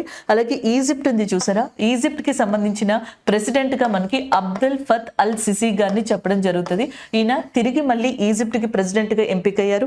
ఈ సంవత్సరం మనకి జాన్ 26 రిపబ్లిక్ డే కి సంబంధించిన గెస్ట్ గా రావడం జరిగింది. ఈజిప్ట్ యొక్క క్యాపిటల్ గా కైరో ఉంది. Israel and as well as Hamas కి సంబంధించిన ఇష్యూస్ వచ్చినప్పుడు ఈజిప్ట్ కూడా వార్తల్లోకి రావడం జరిగింది. కాబట్టి ఇది గుర్తు పెట్టుకోవడం చాలా మంచిది. సో నెక్స్ట్ వన్ చూడండి, క్రింది వాటిలో ఏ రాష్ట్రంలో భారత వైమానిక దళం స్వదేశీయంగా అభివృద్ధి చేసిన మనకి సమర్ అనే ఎయిర్ డిఫెన్స్ క్షిపణి వ్యవస్థని విజయవంతంగా ప్రయోగించింది అని చెప్పేసింది. So in which of the following state Indian air force successfully test fired and indigenously developed air defence missile system named SAMAR అని చెప్పేసి ఉంది. మనకి రీసెంట్గా ఆంధ్రప్రదేశ్లోని సూర్యలంక అనే ప్లేస్ ఏదైతే ఉందో అక్కడ అస్త్రశక్తి అనే దాన్ని మనకి కండక్ట్ చేయడం జరిగిందనమాట. ఈ అస్త్రశక్తి అనే దాన్ని ఎయిర్ ఫోర్స్ కి సంబంధించిన ఒక ఇంపార్టెంట్ ఈవెంట్ గా చెప్తున్నారు. ఈ అస్త్రశక్తి ఈవెంట్ లోనే మనకి సమర్ అనే మిజైల్ ని కూడా ఒకసారి టెస్ట్ చేయడం జరిగింది. అప్పుడు ఆన్సర్ ఏమవుతుందండి? Option A, C is a correct answer. Andhra Pradesh, especially Andhra Pradesh లో ఏ ప్లేస్ అంటే సూర్యలంకగా చెప్పొచ్చు. సో ఇది గుర్తు పెట్టుకోవాల్సి ఉంటుంది. అలాగే ఒకసారి ఇక్కడ చూడండి, అండ్ మనకి సమర్ అనే దానికి ఏమంటారు డెఫినేషన్ వచ్చేటప్పటికి surface to air missile for assured retaliation అని చెప్పేసి ఉంటుంది, ఎబ్రివేషన్ అనమాట. సమర్ అనే దానికి abbreviation surface to air missile for assured retaliation గా చెప్పడం జరుగుతుంది. ఇది ఒక short range missile, surface to air అనమాట. సో ఎగ్జాక్ట్ గా ఇది టెస్ట్ చేసినప్పుడు యాక్యురేట్ గా టార్గెట్స్ ని రీచ్ అవడం జరిగింది అన్నట్టు కూడా చెప్పడం జరిగింది. ఎయిర్ ఫోర్స్ డే అనేది October 8th ఇండియాలో మనకి నిర్వహించడం జరుగుతుంది. October 8th Indian air force day గా చెప్పొచ్చు అనమాట. మనకి ఎయిర్ మార్షల్ గా విఆర్ చౌదరి గారు ఉన్నారు. VR Chaudhari present air marshal of ఇండియాగా ఉన్నారు. October 8th air force day. Air power beyond boundaries, air power beyond boundaries అనేది ఏమంటారు ఈ సంవత్సరం ఇండియన్ ఎయిర్ ఫోర్స్ డే యొక్క థీమ్ గా కూడా ఉందన్నమాట. సో మనకి ఆప్షన్ సి అనేది కరెక్ట్ ఆన్సర్ అవుతుంది. ఇప్పటికే మన దగ్గర డిఫరెంట్ కైండ్ ఆఫ్ మిసైల్స్ ఉన్నాయి. లైక్ మనకి వచ్చేటప్పటికి పృథ్వీ అనే మిసైల్ ఉంది మన దగ్గర. అలాగే నెక్స్ట్ అగ్ని అనేది ఉంది. నెక్స్ట్ మనకి త్రిశూల్ అనేది ఉంది. నెక్స్ట్ నాగ్, ఇవన్నీ కూడా ఉన్నాయి. Nag anti tank guided missile. Even Russia India develop చేసిన బ్రహ్మోస్ అనే ఇంపార్టెంట్ మిసైల్ అనేది కూడా ఉంది. అయితే ఇండియా తన సొంత టెక్నాలజీతో తయారు చేసిన ఏదైతే మనకి సమర్ అనే మిజైల్ అనేది ఉందో surface to air short range missile, దీనిని సూర్యలంకలోని అస్త్రశక్తి ఈవెంట్ లో సక్సెస్ఫుల్ గా ప్రయోగించడం జరిగింది. ఆన్సర్ వచ్చేటప్పటికి option C is a correct answer అవుతుంది. సో నెక్స్ట్ క్వశ్చన్ చూడండి, తాజాగా కేరళ ప్రభుత్వ ఉద్యోగి షేక్ హసన్ ఖాన్ విన్సన్ పర్వతాన్ని అధిరోహించారు. ఈ పర్వతం ఏ ఖండం యొక్క ఎత్తైన శిఖరం అని చెప్పేసి అడుగుతున్నారు. Recently Kerala government employee Sheikh Hasan Khan has climbed mount Vinson and it is the highest peak of which of the following continent. So options లో మనకి డిఫరెంట్ ఆప్షన్స్ ఇచ్చారు. Asia, Africa, Australia, Antarctic. So Antarctic ఏరియాకి సంబంధించిన ఏదైతే మౌంట్ విన్సన్ అనే peak ఉందో so దాన్ని అధిరోహించారు, క్లైమ్ చేశారు కేరళకి సంబంధించిన గవర్నమెంట్ ఎంప్లాయీ అయిన షేక్ హసన్ ఖాన్ గారు. షేక్ హసన్ ఖాన్ గారు కి 36 years అంట. ఆయన 36 years ఏజ్ లో ఇలా అధిరోహించడం 5th పీక్ గా చెప్తున్నారు. ఇప్పుడు మౌంట్ విన్సన్ అనేది క్లెయిమ్ చేశారు కదా మనకి అంటార్కిటికాలో, సో ఇది 5వదిగా చెప్తున్నారు. అంతకు ముందర ఆసియాలోనే అత్యంత ఎత్తైన శిఖరమైన మౌంట్ ఎవరెస్ట్, ఇది మనకి నేపాల్లో ఉంది. దీన్ని కూడా ఆయన అధిరోహించడం జరిగింది, క్లెయిమ్ చేశారు. అలాగే నెక్స్ట్ ఆఫ్రికాకి సంబంధించిన కీలీ మంజారో అనేది ఏదైతే ఉందో, సో దీన్ని కూడా ఆయన అధిరోహించడం జరిగింది. అండ్ దాంతో పాటుగా మనకి నార్త్ అమెరికాలో ఉన్న మౌంట్ డెనాలి అనేది ఏదైతే ఉందో, సో దీన్ని కూడా ఆయన అధిరోహించడం జరిగింది. ఎవరెస్ట్ కావచ్చు, Kilimanjaro, Denali. And next Europe కి సంబంధించి ఏదైతే ఎల్బ్రస్, మౌంట్ ఎల్బ్రస్ అనేది ఉందో, సో దీన్ని కూడా ఆయన క్లెయిమ్ చేయడం జరిగింది. Everest, Kilimanjaro, Denali and Elbrus. ఇప్పుడు 5th వన్ వచ్చేటప్పటికి మౌంట్ విన్సన్ గా చెప్తున్నారు, which is located in Antarctic area. Option D అనేది మనకు అక్కడ కరెక్ట్ ఆన్సర్ అవుతుందండి. సో నెక్స్ట్ ఇది చూడండి. In 29th Kolkata international film festival 2023 and which of the following film won prestigious Golden Royal Bengal Tiger Award for the best film category? So మనకి 29వ Kolkata international film festival 2023లో క్రింది వాటిలో ఉత్తమ film కేటగిరీలో ప్రతిష్టాత్మకమైన golden royal Bengal tiger అవార్డుని ఎవరు అందుకున్నారని అడుగుతున్నారు. Kolkata international film festival recent గా జరిగింది. దానికి వెస్ట్ బెంగాల్ చీఫ్ మినిస్టర్ అయిన మమతా బెనర్జీ గారు, వెస్ట్ బెంగాల్ యొక్క బ్రాండ్ అంబాసిడర్ అయిన మనకి సౌరవ్ గంగోలీ గారు, వీళ్ళందరూ కూడా దానికి అటెండ్ అవ్వడం జరిగింది. అయితే దాంట్లో బెస్ట్ ఫిలిం కేటగిరీకి సంబంధించి గోల్డెన్ రాయల్ బెంగాల్ టైగర్ ని అవార్డుని అందుకున్నది మనకి చిల్డ్రన్ ఆఫ్ నోబడి, ఇజ్రాయెల్ కి సంబంధించిన ఫిలిం. ఇది ఇజ్రాయేలీ ఫిలిం గా చెప్పొచ్చు, చిల్డ్రన్ ఆఫ్ నోబడి అనేది. దానికి ఈ అవార్డు అనేది లభించింది. ఆప్షన్ ఏ అనేది కరెక్ట్ ఆన్సర్ అవుతుంది. ఇక్కడ మనకి ఎండ్లెస్ బోర్డర్స్ అని చెప్పేసి ఉంది చూసారా, ఇది పర్షియన్ ఫిలిం అండి, పర్షియన్ కి సంబంధించిన ఫిలిం ఇది. అయితే మనకి international film festival of India 2023 అనేది గోవాలో జరిగిందనమాట. దీంట్లో బెస్ట్ ఫిలిం కేటగిరీ లేదా గోల్డెన్ పీకాక్ కేటగిరీ అవార్డుని అందుకున్నారు. ఎండ్లెస్ బోర్డర్స్ ఫిలిం గా చెప్పొచ్చు. ఇది ఒకటి గుర్తుపెట్టుకోవచ్చు మీరు. సో ఇక్కడ ఆప్షన్ ఏ ఏదైతే ఉందో అది కరెక్ట్ ఆన్సర్ అవుతుందన్నమాట. సో అలాగే ఆనంద్ బోస్ గారు ఎవరైతే ఉన్నారో ప్రజెంట్ మనకి వెస్ట్ బెంగాల్ కి సంబంధించిన గవర్నర్ గా ఉన్నారు. అండ్ వెస్ట్ బెంగాల్లో ఇంపార్టెంట్ గా Darjeeling tea, Darjeeling mountains, Darjeeling railway station అనే దాన్ని గుర్తుపెట్టుకోవచ్చు అనమాట. అలాగే నెక్స్ట్ వచ్చేటప్పుడు డార్జిలింగ్ ట్రైన్ అనే దాన్ని గుర్తుపెట్టుకోవచ్చు. అలాగే ఇంపార్టెంట్ గా సిలిగురి కారిడార్ అని చెప్పేసి ఉంది. ఇది కూడా రీసెంట్ గా న్యూస్ లో ఉంది 2023లో, which is located in west Bengal area. Chicken neck corridor of ఇండియాగా కూడా దీన్ని పిలుస్తారు. వెస్ట్ బెంగాల్లో రాయల్ బెంగాల్ టైగర్స్ కి సంబంధించి ఇంపార్టెంట్ ప్లేస్ గా సుందర్ బన్స్ అనే ప్లేస్ ని చెప్పడం జరుగుతుంది. So these are all about important information regarding to this West Bengal, and option A is a correct answer. Next one చూద్దాం. సో నెక్స్ట్ వన్ చూడండి. అబ్దుల్ ఫత్ అల్ సిసి ఈజిప్ట్ అధ్యక్షుడిగా వరుసగా 3వసారి తిరిగి ఎన్నికయ్యారు. ఈజిప్ట్ అధ్యక్షుడి యొక్క పదవీ కాలం ఎంత? Abdul ఫత్ al Sisi has been re-elected as the president of Egypt consequently for the 3rd time, and that what is the term of Egypt president? 5 years, 6 years, 3 years ఇలా ఉన్నాయి. సో ఆన్సర్ వచ్చినప్పటికీ that is nothing but 6 years is a correct answer. Option B is a correct one. మన president of India, భారత రాష్ట్రపతి యొక్క పదవీ కాలం 5 సంవత్సరాలు. Egypt president లేదా ఈజిప్ట్ అధ్యక్షుల యొక్క పదవీ కాలం 6 years గా ఉందన్నమాట. సో ఆప్షన్ బి అనే దాన్ని మీరు గుర్తుపెట్టుకోవాలి. ఈజిప్ట్ క్యాపిటల్ నేను ఆల్రెడీ చెప్పాను, కైరో అని. అంతేకాకుండా ఈజిప్ట్ కి సంబంధించి ఒక ఇంపార్టెంట్ యుద్ధ విన్యాసం ఎక్సర్సైజ్ గా బ్రైట్ స్టార్ అనే దాన్ని చెప్పొచ్చు అనమాట. బ్రైట్ స్టార్ ఎక్సర్సైజ్ ఇది మల్టీనేషనల్ ఎక్సర్సైజ్ గా కూడా చెప్తాం, ఈజిప్ట్ నిర్వహిస్తుంది. సో దీంట్లో ఇండియా కూడా పార్టిసిపేట్ చేసింది. ఇండియన్ ఎయిర్ ఫోర్స్ తో పాటుగా యుఎస్ఏ ఎయిర్ ఫోర్స్ కావచ్చు, గ్రీస్ ఎయిర్ ఫోర్స్ కావచ్చు, వీటితో పాటుగా ఖతార్కి సంబంధించింది, దాంతో పాటుగా Saudi, Greece, Qatar and USA and ఇండియాకి సంబంధించిన ఎయిర్ ఫోర్స్ విభాగాలు ఈజిప్ట్కి సంబంధించిన ఎయిర్ ఫోర్స్తో బ్రైట్ స్టార్ అనే ఎక్సర్సైజ్ని ఈ సంవత్సరం ఈజిప్ట్లోని కైరో అండ్ డిఫరెంట్ ప్రాంతాల్లో నిర్వహించాయి. సో ఇది ఇంకొక ఇంపార్టెంట్ కరెంట్ అఫైర్గా మీరు గుర్తుపెట్టుకోవచ్చు అండి. సో నెక్స్ట్ వన్ చూడండి. Kuno forest festival was organised recently by which state? Kuno వన పండుగను ఇటీవల ఏ రాష్ట్రంలో నిర్వహించారు? సో జనరల్గా మనం కరెంట్ అఫైర్ చదవకపోయినా ఈ కరెంట్ అఫైర్ ఆన్సర్ చేయొచ్చు. ఎందుకంటే Kuno is one of the popular place in that Madhya Pradesh ఏరియాగా చెప్పొచ్చు.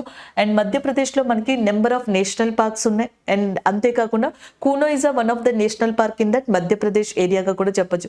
పన్నా, కూనో అండ్ నెక్స్ట్ వచ్చేటప్పటికి మనకి బాంధవగర్, ఇవన్నీ మధ్యప్రదేశ్ లో ఇంపార్టెంట్ నేషనల్ పార్క్స్ అన్నమాట.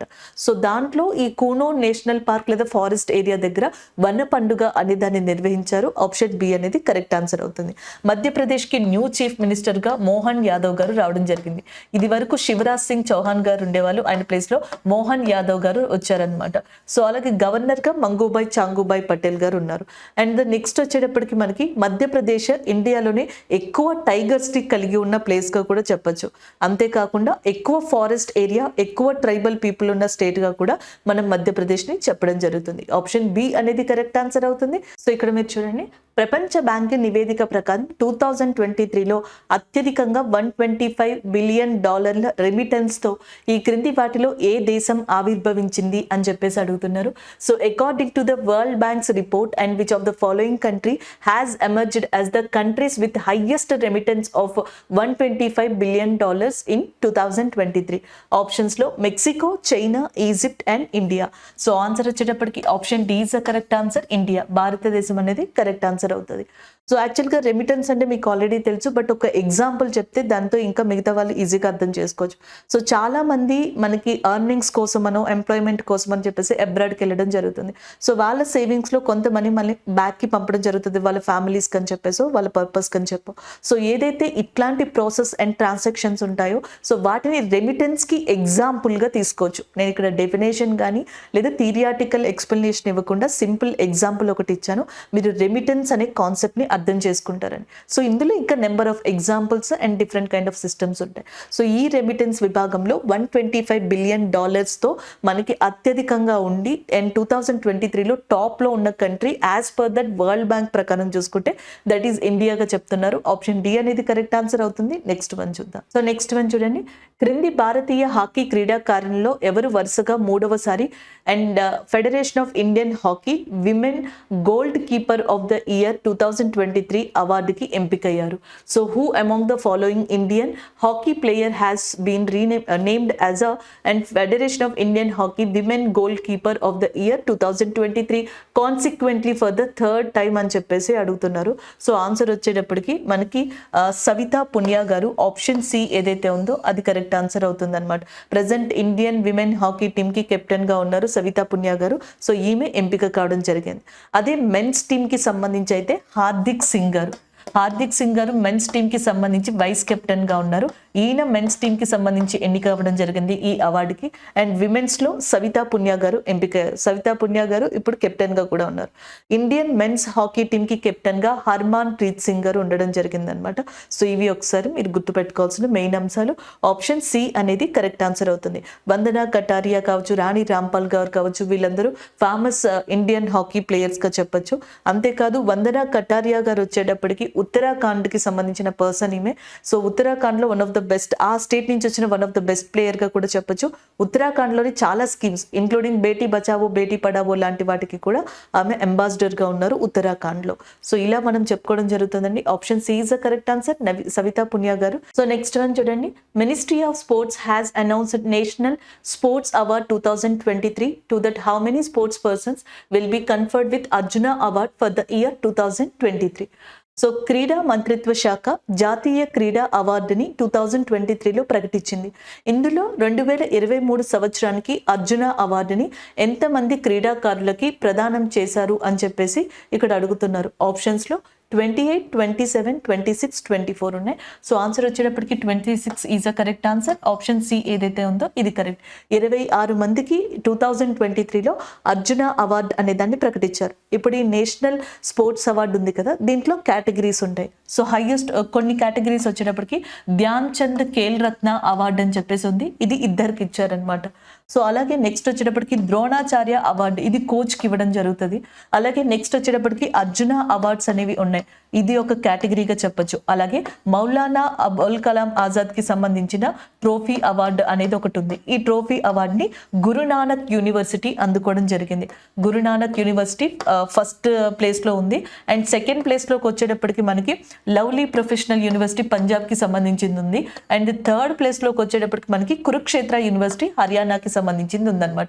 సో మనకి Guru Nanak, lovely professional and Kurukshetra universities first, second, third ప్లేస్లో మౌలానా అబుల్ ట్రోఫీ ఏదైతే ఉందో, అబుల్ కలాం ట్రోఫీ, దీన్ని అందుకోవడం జరిగింది. ఇంకా లైఫ్ టైమ్ అచీవ్మెంట్ అవార్డ్స్ ఇలాంటి కేటగిరీస్ కూడా ఉన్నాయి. అయితే ఇక్కడ అర్జున అవార్డ్ కేటగిరీ అడిగారు కాబట్టి టోటల్గా 26 మెంబర్స్కి ఈ అవార్డు అనేది ఇటీవల ప్రకటించడం జరిగింది. అండ్ నెక్స్ట్ ధ్యాన్ చంద్ ఖేల్ రత్న అవార్డుని బ్యాడ్మింటన్లో 4 years యొక్క కాంట్రిబ్యూషన్కి గాను ఇద్దరికి ఇవ్వడం జరిగింది. ఒకటి శ్రీ రంకిరెడ్డి సాత్విక్ సాయిరాజ్, ఇంకొకటి చంద్రశేఖర్ శెట్టికి ఇది ఇవ్వడం జరిగింది అనమాట. ఏదైతే ధ్యాన్ చంద్ ఖేల్ రత్న అవార్డు ఉందో అది. ద్రోణాచార్య అవార్డ్ సో కోచ్కి ఇస్తారు కదా. రెజ్లింగ్లో మనకి లలిత్ కుమార్ గారికి ఇవ్వడం జరిగింది. చెస్లో రామచంద్రన్ రమేష్ గారికి ఇవ్వడం జరిగింది. అండ్ నెక్స్ట్ మహావీర్ ప్రసాద్ సైనికి అథ్లెటిక్స్లో ఇవ్వడం జరిగింది. నెక్స్ట్ శివేంద్ర సింగ్ గారికి హాకీలో ఇచ్చారు. గణేష్ ప్రభాకర్ గారికి మనకి మల్లకంబ ఏదైతే ఉందో సో దాంట్లోకి ఇవ్వడం జరిగింది అనమాట. ఇది మనం కొంతవరకు ఇక్కడ డిస్కస్ చేయదగ్గ టాపిక్ అండి. ఆప్షన్ సి అనేది కరెక్ట్ ఆన్సర్ అవుతుంది. సో నెక్స్ట్ క్వశ్చన్ చూడండి. ఇటీవల భారత ఉపరాష్ట్రపతి జగదీప్ ధాన్కర్ క్రింది వాటిలో ఏ రాష్ట్రంలో అంతర్జాతీయ గీతా మహోత్సవ్ ని ప్రారంభించారు? Recently vice president of India Jagdeep Dhankhar has inaugurated international Gita Mahotsav in which of the following state? Gujarat, Uttar Pradesh, Maharashtra, Haryana. So answer వచ్చేటప్పటికి Haryana is the correct answer. Option D is the correct one. హర్యానాలోని కురుక్షేత్ర అనే ప్లేస్ ఉంది కదా, హిస్టారికల్ ఇంపార్టెన్స్. ఈ కురుక్షేత్ర ప్లేస్లో మనకి ఇంటర్నేషనల్ గీతా మహోత్సవ్ అనే దాన్ని వైస్ ప్రెసిడెంట్ ఆఫ్ ఇండియా చేతుల మీదుగా మనకి స్టార్ట్ చేశారు. అయితే ఈ ఫెస్టివల్లో సంత్ సమ్మేళన్ అనేది కూడా ప్రారంభించారు. సో దీంట్లో మనకి ఈ ఫెస్టివల్లోనూ సంత్ సమ్మేళనంలో కూడా మినిస్ట్రీ ఆఫ్ హోమ్ అఫైర్స్ యొక్క మినిస్టర్ ఎవరైతే మనకి హోంశాఖ మంత్రిగా ఉన్నారో అమిత్ షా, ఆయన కూడా పార్టిసిపేట్ చేయడం జరిగింది. అలాగే హర్యానా చీఫ్ మినిస్టర్ అయిన మనోహర్ లాల్ ఖట్టార్ గారు కూడా సో దీంట్లో పార్టిసిపేట్ చేశారు. హర్యానా యొక్క గవర్నర్ గా బండారు దత్తాత్రేయ గారు ఉన్నారు. సో ఇది దానికి సంబంధించిన ఇంపార్టెంట్ ఇన్ఫర్మేషన్ గా చెప్పొచ్చు. ఆప్షన్ డి ఏదైతే ఉందో అది కరెక్ట్ ఆన్సర్ అవుతుంది. సో నెక్స్ట్ వన్ చూడండి. క్రింది వారిలో జైలు మరియు దిద్దుబాటు సేవలకి డైరెక్టర్ జనరల్ పాత్రని ఎవరు స్వీకరించారు అని చెప్పేసి అడుగుతున్నారు. So who among the following is assumed the role of director general of prisons and correctional services? So మనకి డైరెక్టర్ జనరల్ గా ప్రిజన్ అండ్ కరెక్షనల్ సర్వీసెస్ కి ఎవరు అపాయింట్ అయ్యారు? Option A Sameer Shah. Doctor Sameer Shah గారు బీబీసీకి న్యూ చైర్మన్ గా అపాయింట్ అవ్వడం జరిగింది. బ్రిటిష్ బ్రాడ్కాస్టింగ్ కార్పొరేషన్ గా దీన్ని చెప్పొచ్చు అనమాట, బీబీసీ అనే దాన్ని. సో దీనికి న్యూ చైర్మన్ గా సమీర్ షా గారు అపాయింట్ అయ్యారు. నెక్స్ట్ వన్ మహేశ్వర్ దయాల్ గారు ఎవరైతే ఉన్నారో so Maheshwar Dayal appointed as a new director general of prisons and correctional services of India. So option B అనేది కరెక్ట్ ఆన్సర్ అవుతుంది. అండ్ నెక్స్ట్ వచ్చేటప్పటికి దినేష్ కే త్రిపాఠి గారు. సో ఈయన వచ్చేటప్పటికి నావీ స్టాఫ్ ఉంది కదా, దీనికి సంబంధించి వైస్ చైర్మన్ గా అపాయింట్ అవ్వడం జరిగింది అనమాట, వైస్ అడ్మిరల్ గా. సో ఆప్షన్ సి అక్కడ సరిపోతుంది. కెప్టెన్ శివా చౌహాన్ గారు సియాచిన్ గ్లేషియర్ లో అపాయింట్ అయిన ఫస్ట్ విమెన్ ఆఫీసర్ ఆఫ్ ఇండియాగా కూడా చెప్పొచ్చు అనమాట. సియాచిన్ గ్లేషియర్ భారతదేశం పాకిస్తాన్ మధ్యలోనే ప్రపంచంలోనే అత్యంత ఎత్తైన యుద్ధ భూమిగా పేరుగాంచింది. The world's highest war battle which is known as the Siachen glacier between India and Pakistan. In that place captain Shiva Chauhan is a first person and who appointed as a women officer గా కూడా చెప్పొచ్చు అనమాట. సో అది ఇక్కడ మనకి మెయిన్ థింగ్. ఆప్షన్ బి అనేది ఇక్కడ correct answer అవుతుంది. నెక్స్ట్ వన్ చూద్దాం. సో నెక్స్ట్ వన్ చూడండి. క్రింది వాటిలో ఏ వ్యాధిని అరికట్టడానికి మణిపూర్ సాన్స్ ప్రచారాన్ని 2023-24 ప్రారంభించింది? So Manipur recently launched sands campaign and 2023-24 and to curb which of the following disease. So sands అనే క్యాంపెయిన్ ఏదైతే ఉందో ఈ సాన్స్ అనే క్యాంపెయిన్ ని సో మనకి మణిపూర్ స్టార్ట్ చేసింది. ఇది దేని నివారణ కోసం అని చెప్పేసి అడుగుతున్నారు. Sickle cell anaemia. Sickle cell anaemia అంటే సో జనరల్గా మన బాడీలో ఉన్న రెడ్ బ్లడ్ సెల్స్ ఏవైతే ఉంటాయో సో అవి యాక్చువల్గా అటాక్కి గురి అయ్యి మనకి క్షీణించిపోతాయి అనమాట.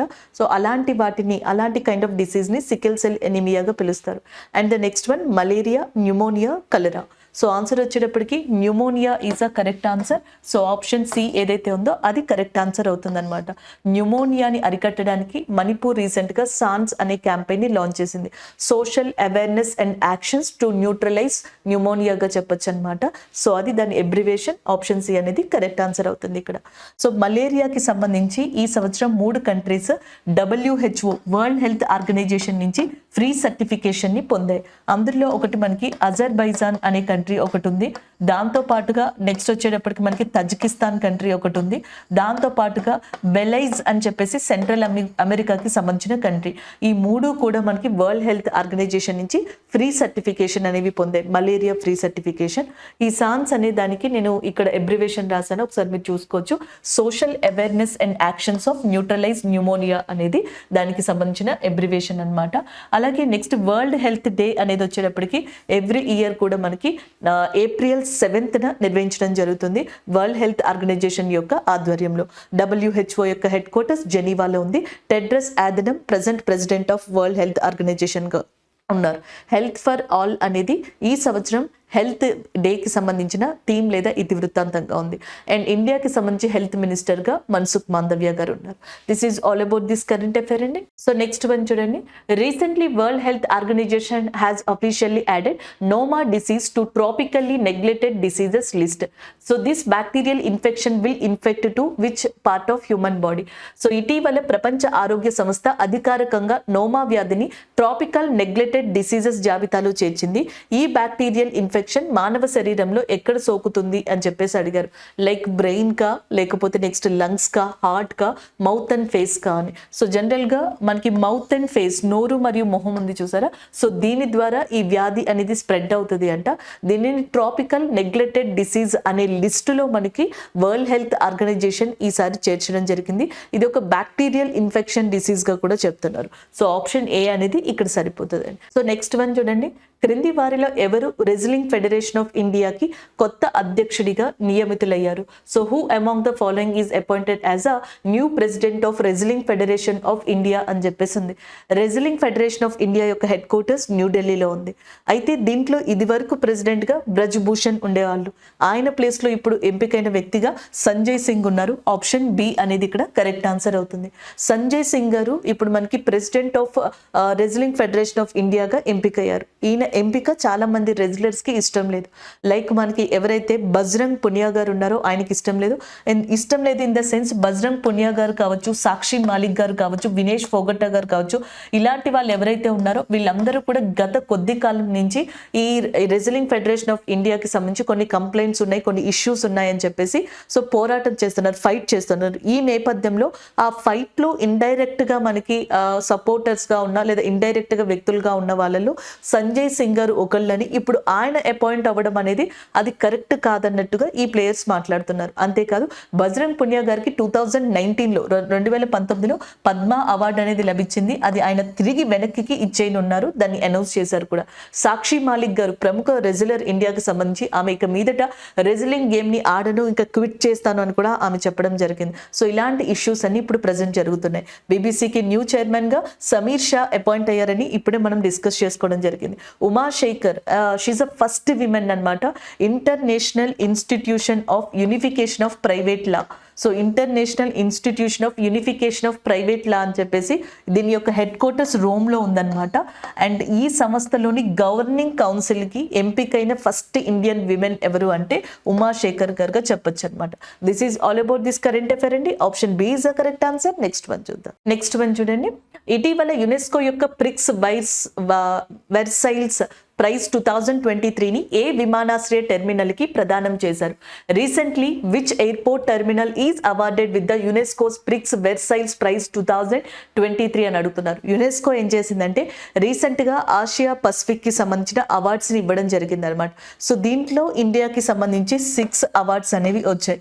ఈ 6 అవార్డ్స్ గురించి కూడా ఆల్రెడీ మనం డిస్కస్ చేసుకున్నాం డైలీ కరెంట్ అఫైర్స్ లో. అండ్ డిఫరెంట్ జోనర్స్ కి సంబంధించి ఈ అవార్డ్స్ అనేవి రావడం జరిగింది అనమాట. అయితే ఇందులో ఇంకొకటి స్పెషల్ ప్రైజ్ అంటే మనకి ఇక్కడ ఇచ్చారు చూసారా, ప్రిక్స్ వెర్సైల్స్ ప్రైజ్ అని చెప్పేసి దీన్ని మనకి బెంగళూరు ఇంటర్నేషనల్ ఎయిర్పోర్ట్ లేదా కెంపగౌడ్ ఇంటర్నేషనల్ ఎయిర్పోర్ట్లోని టెర్మినల్ 2 ఏదైతే ఉందో దానికి సంబంధించి ఇవ్వడం జరిగిందనమాట. ఆ టెర్మినల్కి అది ఒక most beautiful terminal in the world కింద కూడా పేరు పొందింది అంట. సో దానికి సంబంధించింది ఆప్షన్ సి అనేది ఇక్కడ కరెక్ట్ ఆన్సర్ అని మనం చెప్పొచ్చు. అలాగే నెక్స్ట్ వచ్చేటప్పటికి రీసెంట్గా రాజ్కోట్ ఇంటర్నేషనల్ ఎయిర్పోర్ట్ అనేది న్యూస్లో ఉంది. అది గుజరాత్లో లొకేట్ అయి ఉంది. నెక్స్ట్ వన్ మనకి విజయనగరం దగ్గర ఉన్న ఆంధ్రప్రదేశ్లో భోగాపురం ఇంటర్నేషనల్ ఎయిర్పోర్ట్ కూడా న్యూస్లోనే ఉంది. సో అది ఆంధ్రప్రదేశ్కి సంబంధించింది. అలాగే నోయిడా దగ్గర ఒక కొత్త ఇంటర్నేషనల్ ఎయిర్పోర్ట్ రాబోతుంది. సో దానికి ఇండిగో ఫస్ట్ ఎయిర్లైన్ సర్వీసెస్ని అందివ్వబోతుంది. ఇవన్నీ కూడా మనం డైలీ కరెంట్ అఫైర్స్లో డిస్కస్ చేసుకున్నవే. ఇక్కడ ఆప్షన్ సి అనేది కరెక్ట్ ఆన్సర్ అవుతుంది. నెక్స్ట్ క్వశ్చన్, బంధన్ బ్యాంక్ 775.62 crores-తో మనకి housing finance NPA non performing అసెట్ల మొత్తాన్ని అసెట్ రీకన్స్ట్రక్షన్ కంపెనీకి బదిలీ చేసింది. బంధన్ బ్యాంక్ ప్రధాన కార్యాలయం ఎక్కడ ఉంది అని చెప్పేసి అడుగుతున్నారు. Bandhan bank has transferred an amount of 775.62 crore rupees of housing finance non-performing assets to that an asset reconstruction company, and where it is headquarters is located. Option A West Bengal Kolkata, option B Tripura Agartala, option C Maharashtra Mumbai, option D Karnataka Bangalore. So answer వచ్చేటప్పటికి కోల్కతాలో ఉందండి. Option A is a correct answer. West బెంగాల్లోని కోల్కతాలో Bandhan bank యొక్క headquarters అనేది ఉంది. So ఇది 775.62 crores-ని ఎన్పిఏలు ఏవైతే ఉంటాయో వాటిని ఒక అసెట్ రీకన్స్ట్రక్షన్ కంపెనీకి ఇవ్వడం జరిగింది. ఆప్షన్ ఏ అనే దాన్ని ఇక్కడ తీసుకోవచ్చు. Thank you.